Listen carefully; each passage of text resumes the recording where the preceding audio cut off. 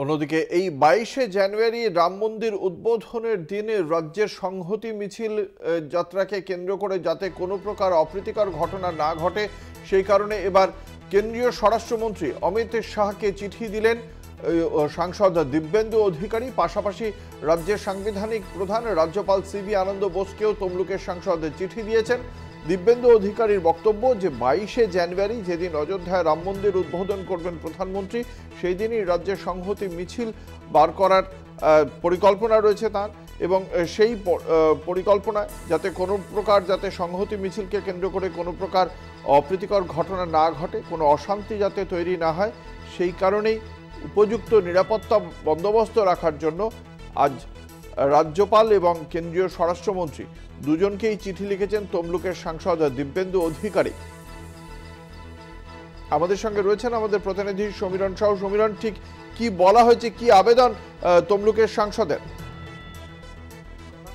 অঙ্কুর, আমরা প্রথমে সাংসদ দিব্যেন্দু অধিকারীর সঙ্গে কথা বলে যেটা জানতে পারলাম এবং তিনি যেমনটা জানাচ্ছেন যে তিনি 22 তারিখে যে কর্মসূচি রয়েছে তৃণমূল কংগ্রেসের সংহতি দিবস, এই কর্মসূচি এবং একই দিনে যে রাম মন্দিরের যে উদ্বোধন রয়েছে, এই রাম মন্দিরের উদ্বোধন কিন্তু দীর্ঘদিন আগে থেকেই, মানে বলতে গেলে প্রায় 1 বছর আগে থেকেই ঘোষিত কর্মসূচি।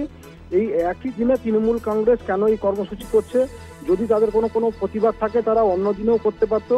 ওই একই দিনে যদি একই ইয়েতে যদি কর্মসূচি হয় তাহলে কোথাও আইন শৃঙ্খলার অবনতি হতে পারে, বা তৃণমূল কংগ্রেসের পক্ষ থেকে যেই কর্মসূচি, এই কর্মসূচিতে এমনটাও হতে পারে যেটা হিন্দুদের একটা ভাবাবেগে আঘাত লাগতে পারে, এমনটাই জানিয়েছেন সাংসদ দিব্যেন্দু অধিকারী। যে কারণে তিনি অমিত শাহ, যিনি দেশের স্বরাষ্ট্রমন্ত্রী, তিনাকে এবং রাজ্যপাল সিবি আনন্দ বোসকে চিঠি দিয়েছেন, এমনটাই আমরা জানতে পারছি। ধন্যবাদ। আমাদের সঙ্গে ছিলেন আমাদের প্রতিনিধি সমীরণ সাউ। কি বলেছেন সাংসদ দিব্যেন্দু অধিকারী শোনাব। দাদা, রাজ্যপাল সহ আপনি স্বরাষ্ট্রমন্ত্রীকে চিঠি করেছেন যে 22 তারিখ যে তৃণমূলের ঘোষিত কর্মসূচি রয়েছে ওখানে মানে ল আইন প্রবলেম হতে পারে, কি বলবেন এটা নিয়ে? না, 22 তারিখ এই দিন রাম মন্দির প্রতিষ্ঠা হবে, এটা প্রায় 1 বছর আগে থেকে নির্দিষ্ট হয়েছে।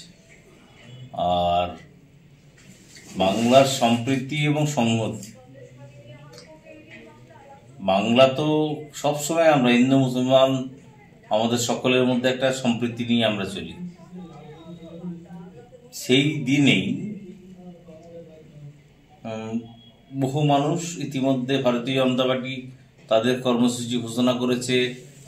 সমস্ত মন্দিরে তারা পুজো পাঠ করবে, বিভিন্নভাবে তারা মানুষকে দেখানোর সুযোগ করে দেবে। এটা যেরকম ঠিক তেমনই মানে হিন্দু একটা আবেগ কাজ করবে। বহু মুসলমান মানুষের যে দেখবে না তা নয়। যে কেস করেছিলেন, যিনি অন্যতম সাক্ষী ছিলেন, তিনিও তো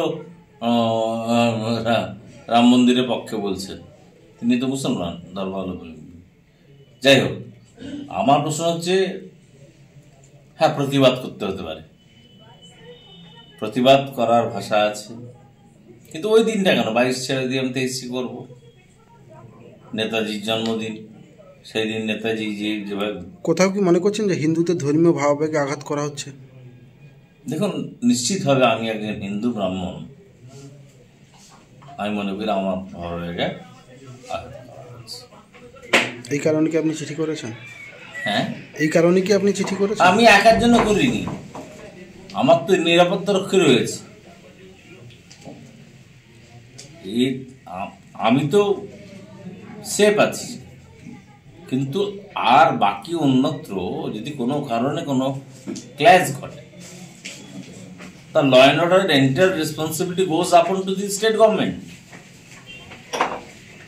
স্টেট গভর্নমেন্টের উচিত, মাননীয় মুখ্যমন্ত্রীরও উচিত ওই দিনটা রিকনসিডার করা। অন্য দিন করুক। আর ইতিমধ্যে আমি শুনেছি মহামান্য আদালতে মামলা হয়েছে, আর এর থেকে বেশি বলতে গেলে মহামান্য আদালতের এর বিরুদ্ধে পড়বো আমি এর বেশি কিছু বলবো।